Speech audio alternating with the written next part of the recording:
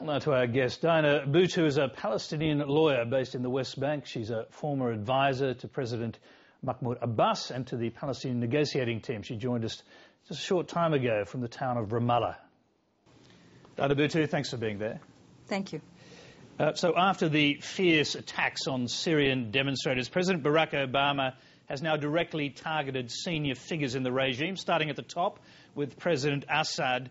But does it really matter what the US does to or with Syria? Will it stop anything?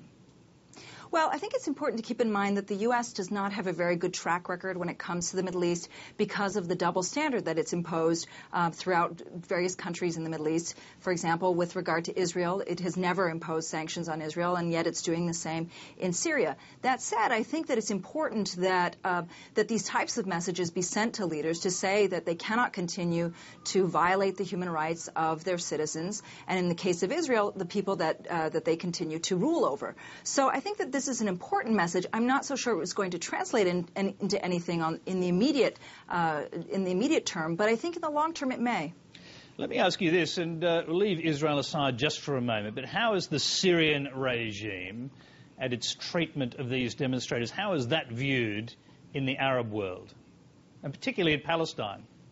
Well, I think it's important to put it in its context, which is that for many, many, many years, the only thing that these Arab regimes were focused on was that they were focused on things that were external to them, which is why these governments were maintained in power for so many years. This is why, for example, that the U.S. was actually supporting, such as the Mubarak regime or the regime in Tunisia. And so the way that they're now being viewed is that people are legitimately demanding freedom, and they want to get their freedom from these regimes. And they're actually saying, look, it's not enough that you focus on the external. It's now time to also focus on the internal. And in particular, I think we cannot leave Israel out of the discussion. In the case of Egypt, what people were saying is that Egypt's freedom cannot be held hostage to stability for Israel. In other words, if Israel wants to have a stable Middle East, then they have to deal with the question of Palestine. And this is something that demonstrators all throughout the Middle East are now saying, is that they need to start dealing with the region as a whole and deal with the human rights comprehensively.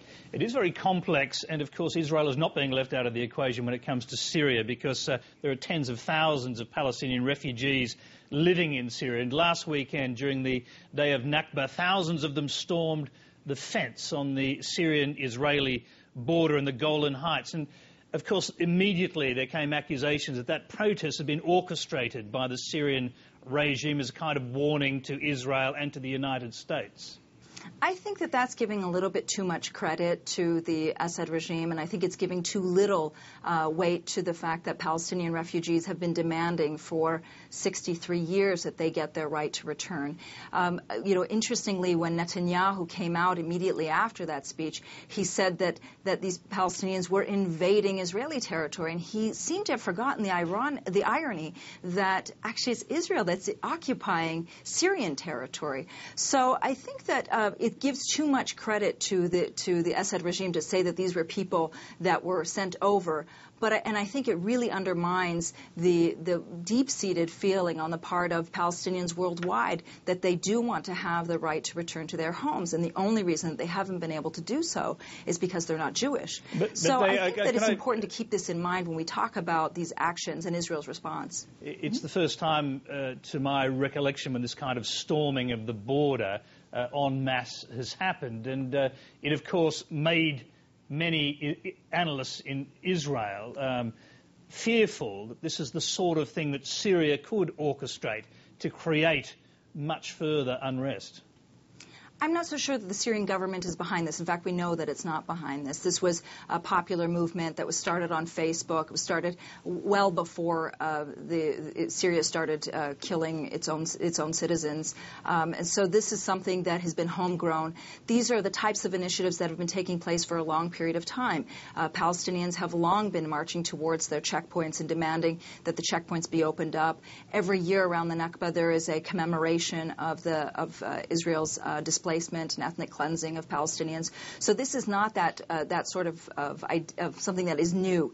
What is new about it is that it's coming at a time when there's no longer the quote-unquote stability in the Middle East that Israel was enjoying for many years, that it's now beginning to realize that it cannot have this kind of stable situation at the expense of millions of Palestinians and at the expense of hundreds of millions of Arabs around the world. So that's what the issue is when it comes to Israel, and the fear that it's having is that it doesn't know how to now deal with the Arab Spring and the repercussions of the Arab Spring. I think that's absolutely true, and it's exactly that kind of fear of instability which has many in Israel, in fact the Israeli Prime Minister, arguing to the United States not to put pressure on now to restart the peace process because things are too uncertain throughout the region. What do you say in response to that argument? This is exactly the wrong step to be taking, is to not do anything. I think the United States, and I'm hoping to hear today with President Obama's speech, that he's going to come out with something that is different. He's going to finally say something against the Israelis to make sure that they finally give rights to the millions of Palestinians that Israel continues to rule over. You know, it doesn't make sense in this day and age that we have a regime of apartheid that is in this region, in which one group of people are granted superior rights to another.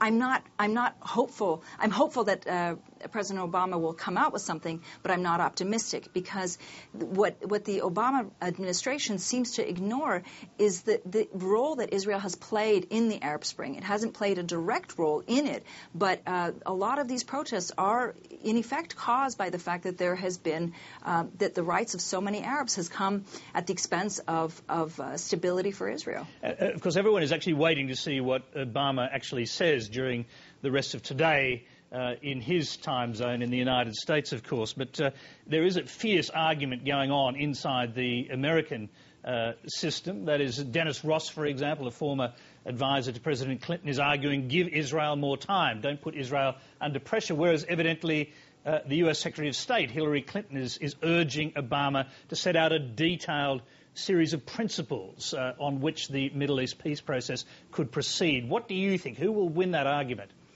Well, unfortunately, I think that it's going to be Dennis Ross in the end. I mean, Dennis Ross, I think we have to keep in mind that Dennis Ross was a paid lobbyist for the pro-Israel lobby before he moved to the State Department, and the pro-Israel lobby seems to have a lot of effect and impact in the United States. But I also don't necessarily agree with Hillary Clinton's approach. We already have principles. There are principles of international law, and it's merely a question of making sure that international law is upheld. And what I mean by that is, under international law, no country can take over the country of another nation. And this is precisely what Israel has done.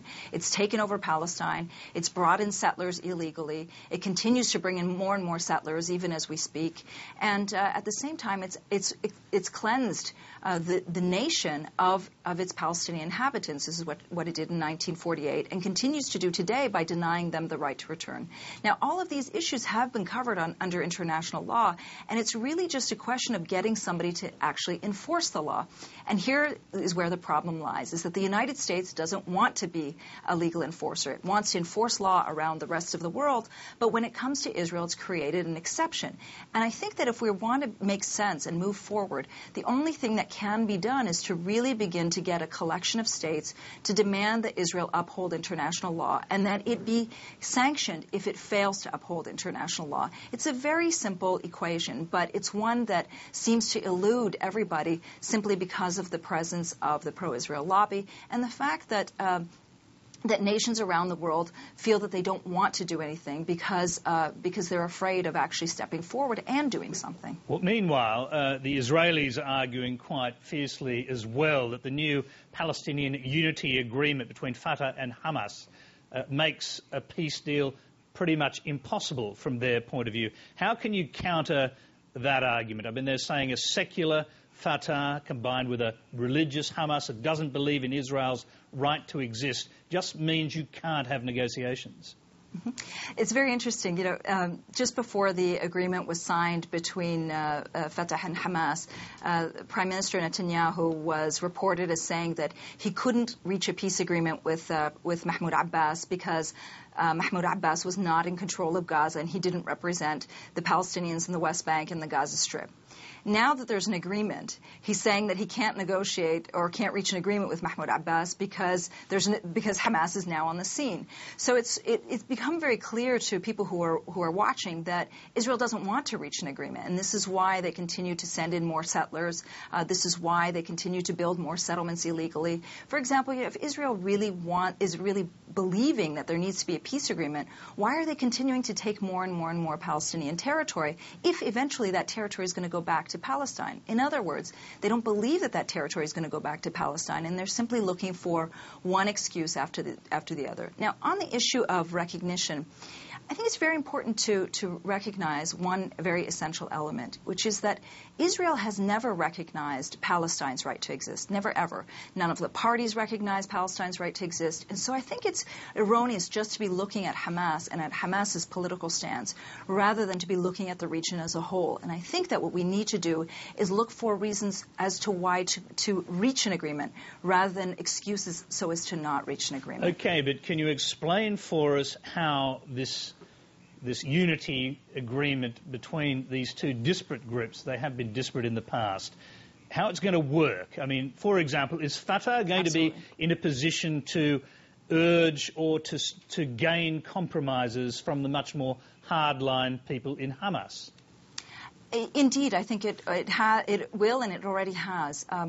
One thing that is important to keep in mind is that the government that's going to be formed is going to be a government that is neither a Hamas government nor a Fatah government. It's going to be comprised of people who are what is termed technocrats in this region, who are not politically affiliated. It's going to be a group of people that everybody agrees should be the finance minister or the prime minister, et cetera, et cetera. But on the bigger issue of compromises, what was interesting when they signed the National Unity Agreement was that the leader of Hamas actually very explicitly came out and said that all that they are seeking is statehood on the 1967 borders, meaning the West Bank and the Gaza Strip. And they very explicitly said that. This was the first time that individual has said that, but there have been other statements in the past by Hamas leaders in which they've said that all that they seek is statehood on the West Bank and in the Gaza Strip, and that recognition will then follow. Once Israel recognizes Palestine, then there will be mutual recognition. So they've already come to a sense of concessions. But what needs to happen is that this government needs to be supported.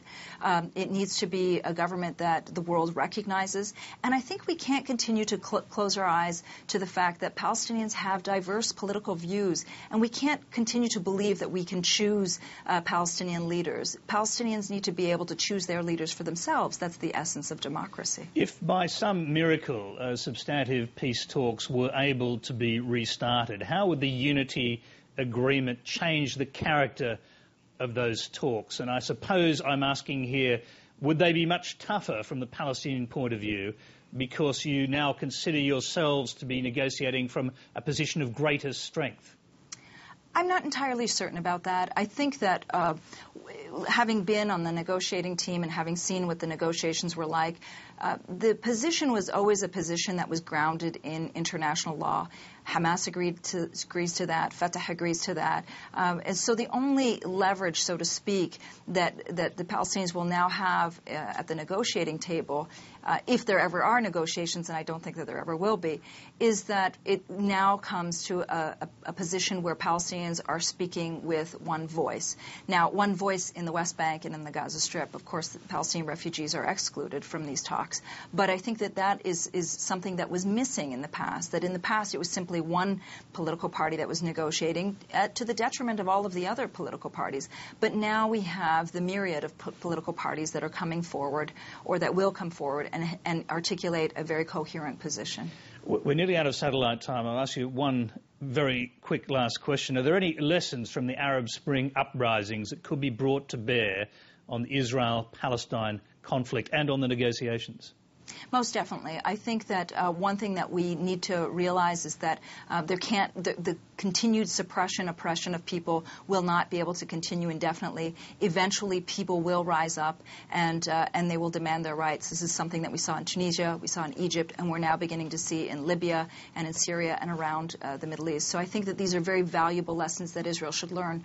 Rather than trying to continue to oppress the Palestinians, they should come to a realization that we're not going anywhere, and it's time to actually come to peace with us and with our presence rather than try to get rid of us. Diana Buttu, we'll have to leave you there. We thank you very much for taking the time to come and talk to us tonight. My pleasure. Thank you.